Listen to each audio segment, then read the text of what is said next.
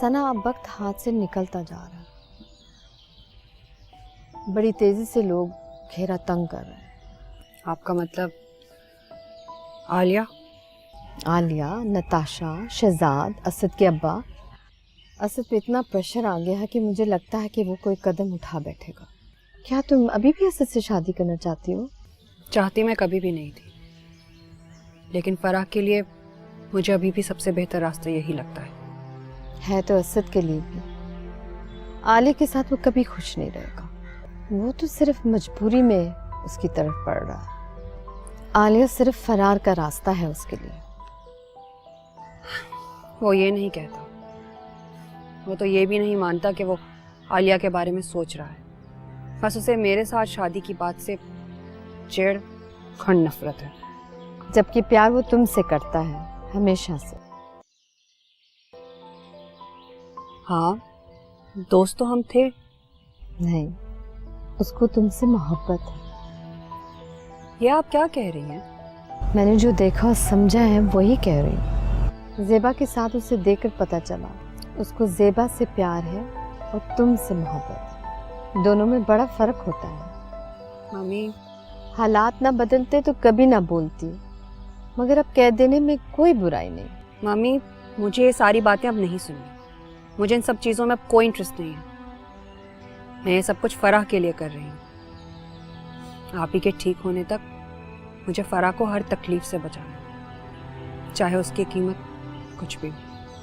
अगर तुमने फैसला कर लिया है तो यही वक्त है असद का फैसला सुनने का, वरना देर हो जाएगी सना। मुझे पता है, आज मैं असद से जवाब लेकर ही रहूंगी। जिस तरह भी हो उसे मेरी बात माननी पड़ेगी। और अगर ना माना वो? मामी, मेरी बात सबको माननी पड़ती है।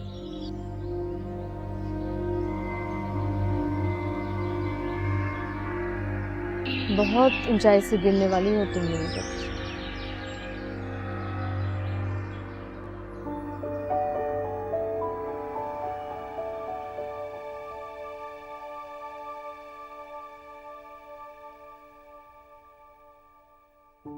Precious.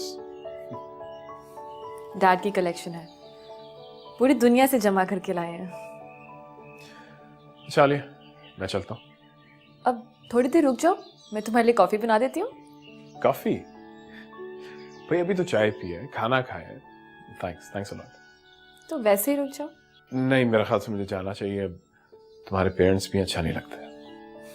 वो तो बहुत कूल और रिलैक्स्ड है, तुमने देख तो लिया होगा। हाँ, they're very nice।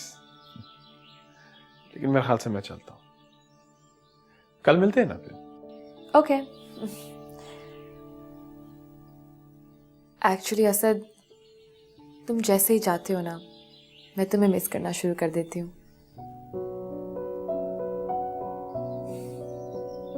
सच्ची।